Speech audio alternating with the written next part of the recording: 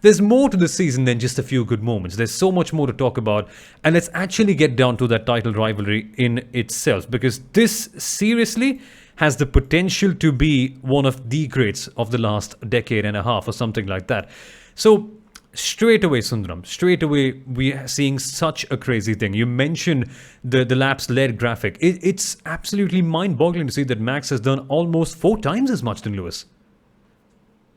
Yeah. So the fact that Max Verstappen has over 400 laps in the lead, you would most probably think that he is the person who's leading the championship, and that's what's happening over the last several seasons.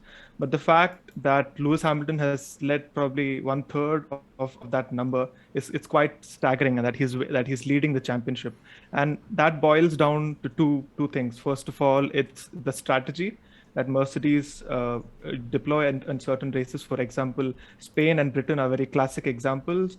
Hamilton won those races, but he led just a couple of laps, the last few laps in that race. So you don't really need to be leading those laps to win it. And the second thing is Hamilton's consistency. In the last 4 races, Hamilton has led just 6 laps.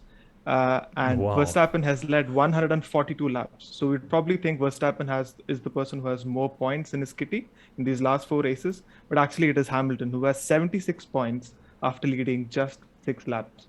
So that's what it's the consistency of Hamilton always being right up there in the points, taking a second place or a fastest lap, and also coupled with the team strategy. So yeah, don't let these stats mislead you on the most laps led. That doesn't portray the best picture.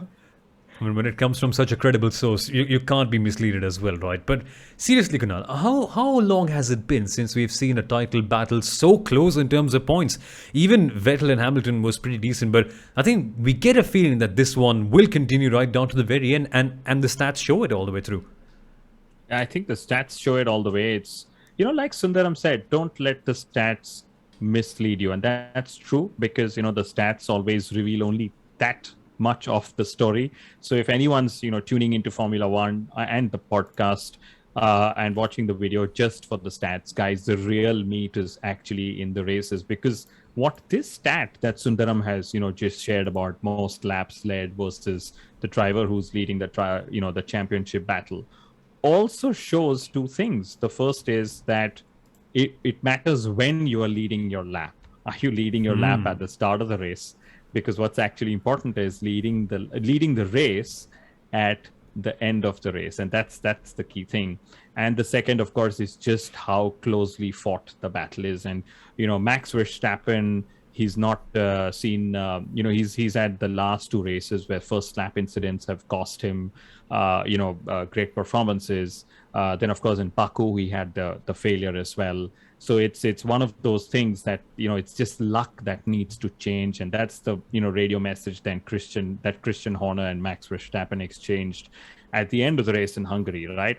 But Soumil, since you mentioned just how close, the title battle has been, again, this is credit to Sundaram. He feeds all these stats, and I keep reading them everywhere he posts them. But the title rivals are separated by just 8 points. And this is after, of course, Vettel's disqualification becoming official and so on, right? So Hamilton leads Verstappen by 8 points. And this is the smallest margin at the mid-season mark since the 2010 Formula One World Championship, right?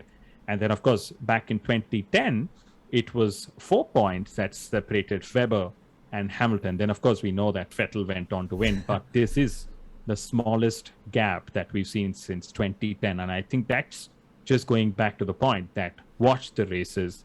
That's where the meat of all of this lies. Genuinely, and Liberty Media will be laughing all the way to the bank after seeing these kind of statistics, after seeing how close the battles are.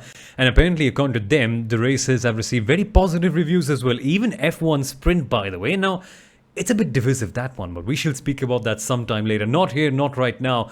But what we can talk about right now in this amazing championship fight is that it's not just Hamilton who's leading the championship for Mercedes. Mercedes have also pipped Red Bull at the very end of the season, at the very end of the first half of the season at least, to get the Constructors' Championship lead heading into the summer break. They've got 303 points, Red Bull some 291. And that's a bit surprising considering that Bottas has had so many DNFs and all that. More on that in a couple of minutes' time. But this is outstanding. And the omen for them looks very, very good, because this is one stat, of course, that I pulled out from Sundaram's Twitter feed, which you should follow, by the way. Link in the description. That 19 of the last 20 championships have been won by the constructor leading into the Hungarian Grand Prix.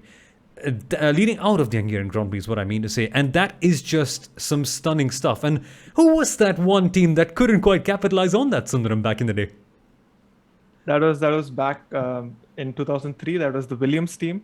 But you also have to remember the races back then. They were the seasons back then. They had much shorter races, 16, 17, and so on. So if you're looking after the Hungarian Grand Prix, sometimes the Hungarian Grand Prix was well after 12 or 13.